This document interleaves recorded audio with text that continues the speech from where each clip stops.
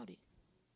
They brought this man to Jesus who is paralyzed. They are his friends. They're willing to let their faith carry him to Jesus.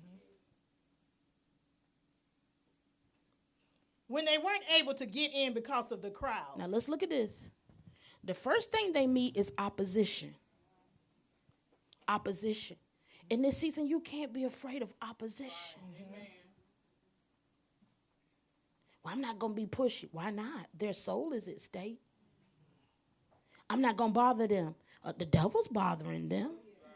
Okay. I'm not going to say something. If you don't, the devil's going to kill them. Okay. Because his whole job is to kill, steal, and destroy. But he gave us the power to bring life. Okay.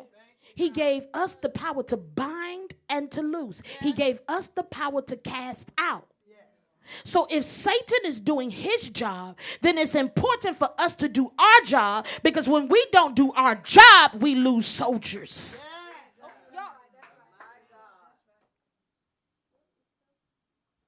People working for God. Soldiers are people working for God. Soldiers, people are willing to go into a battle. Soldiers, people who are willing to go into a hard place to bring somebody out into a bright place. People who are willing to be a sacrifice. Okay. A soldier.